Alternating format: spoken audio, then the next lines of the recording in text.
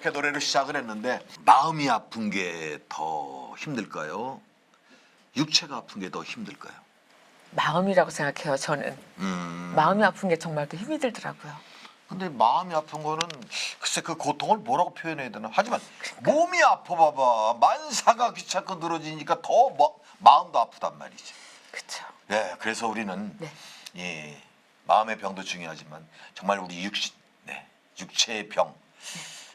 이게 참 안 걸리고 살 수 없나요? 그러게요. 건강하게 살아야 될 텐데. 네. 그래서 이분에게 우리는 노크를 합니다. 네. 자, 우리 학술이사이십니다.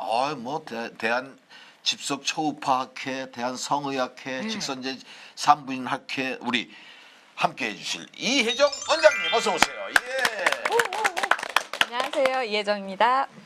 오늘은 골다공증에 대해서 얘기해 볼 건데요. 네. 골다공증 다 알고 계실 것 같아요. 네. 뭐예요? 골다공증? 어떻게 알고 계세요?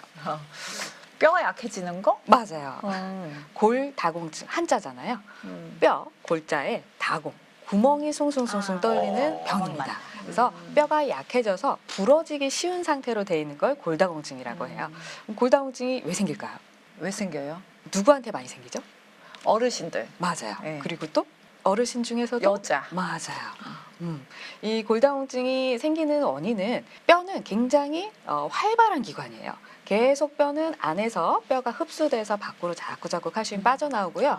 그 다음에 계속 또 칼슘을 넣어서 뼈를 만들어요. 그런데 빠져나오는 게 들어가는 것보다 많게 되면 뼈에 구멍이 생기겠죠. 그럼 골다공증이 생기는데 그러면 골다공증에 이게 좀 안 좋잖아요. 근데 위험할 텐데 그 위험도가 남자하고 여자하고 이렇게 다른가요? 네. 우리가 뼈에 얼마나 구멍이 생기냐인데 일반적으로 남자들은 뼈가 두껍고 여성들보다 큽니다. 그래서 원래 골양 자체가 여성보다 많기 때문에 한 10년 정도 늦게 골다공증이 생긴다고 되어 있어요. 여성들은 원래도 골격 자체가 작은 사람도 많고요. 보면은 어떤 사람은 우리가 통뼈라고 하잖아요. 네. 원래 뼈가 두껍게 태어나는 사람도 있지만 여성들의 대부분은 뼈가 얇고 가는 경우가 많아요. 여성들은 일반적으로 남성들에 비해서 일생 동안의 다이어트라든지 이런 영양 부족 상태에 빠지기 쉬운 상태가 좀 더 자주 있을 수 있어요. 그러면 칼슘이라든지 비타민 D 필요한 영양소가 좀 부족할 수가 있겠죠. 그래서 남성들보다는 조금 더 골다공증이 더 취약한 상태라고 보시면 돼요. 그럼 폐경 후에 여성들이 많이 골다공증 걸리잖아요. 네. 그럼 젊은 사람들도 걸릴 수 있나요? 네. 폐경 후에 왜 많이 생길까요? 폐경하면 뭐가 안 나오죠? 우리 이제 월경을 안 하잖아요. 그렇죠. 그러니까 몸에 에스트로겐이란 여성 호르몬이 안 나와요. 폐경 자체가 호르몬이 이제 더 이상 안 나온다는 뜻인데 이 여성 호르몬이 여러 가지 역할을 하지만 중요한 역할 중에 하나가 뼈에서 칼슘을 빼내는 파골세포를 억제하는 작용을 해요. 근데 이 여성 호르몬이 안 나오면 그 파골세포가 막 활발하게 활동하겠죠. 갑자기 급속도로 폐경 후에 골다공증이 생기는 경우가 굉장히 많아요. 젊은 여성 같은 경우는 그래도 여성 호르몬은 잘 나오고 있지만 그래도 젊은 여성들이 뭘 많이 하죠? 다이어트 많이 하죠. 그래서 영양 부족 때문에 생기는 경우도 많고 특히 칼슘하고 비타민 D가 이 뼈 건강에 중요하다고 했는데 햇빛을 봐야 되잖아요. 요즘은 햇빛을 보기가 굉장히 어려워요. 특히 한국 사람 같은 경우.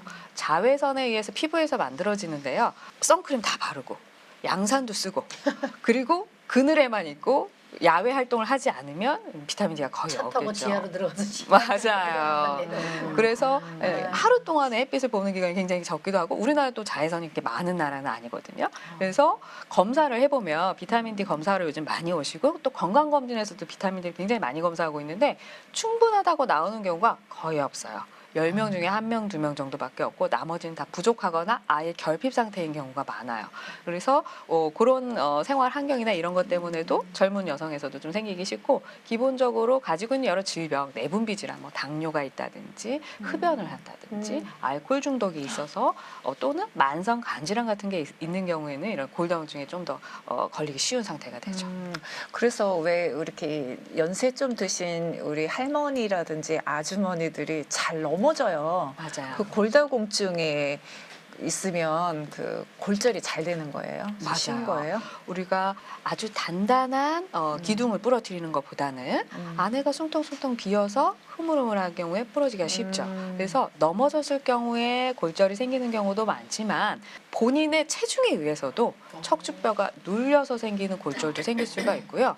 이 골다공증의 제일 위험한 거는 증상이 없다는 거예요. 심해져서 부러지기 전까지는 증상이 없어요. 근데 증상이 없어서 부러졌어요.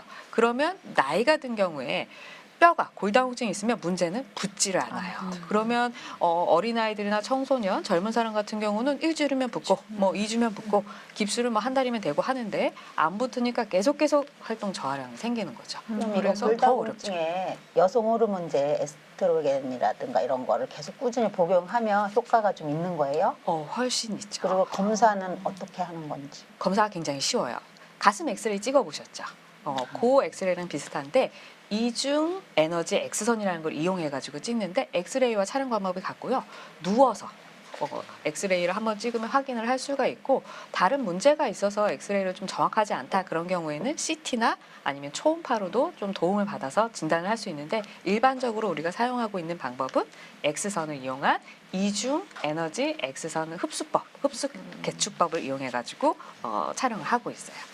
이 골다공증 좀 뼈가 좀 얇은 사람은 굉장히 또 불리하겠네요. 두꺼운 어. 사람보다는. 그렇죠. 일반적으로 우리가 같은 뼈라고 하면 젓가락도 생각해 보면 얇은 젓가락, 두꺼운 젓가락 있으면 얇은 젓가락 부러지기 쉽겠죠. 그렇지만 같은 두께인데 하나는 나무고 하나는 철이다. 그러면 나무가 부러지기가 쉽겠죠. 그래서 두께가 절대적인 건 아니지만 두께가 있다면 전반적으로 골 양이 적은 거기 때문에 골다공증 자체보다는 골다공증이 생긴 다음에 골절이 생기는 거는 좀 더 위험도가 높을 수 있습니다. 그럼 이것도 치료법이 있어요? 그럼요. 에스트로겐, 여성 호르몬 치료를 하면 폐경 후에 여성 호르몬이 없어지면서 생길 수 있는 파고세포의 활동을 좀 억제를 할 수가 있고요. 1차적으로 골다공증 학회에서 말하는 골다공증의 치료 혹은 예방은 에스트로겐, 폐경 여성에서는 에스트로겐의 처방이고요.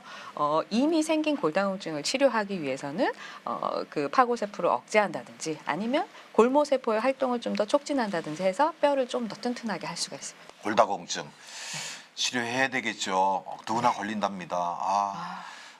그 남자들은 좀 그래도 덜 걸리는 것 같아요. 여자들은 뼈가 가늘다라니까. 오늘도 다시 한번 거듭 대한민국 세계에 계신 모든 여성분에게 죄송하다는 말씀드리고 감사의 말씀드리겠습니다. 네, 자 지금까지 청진기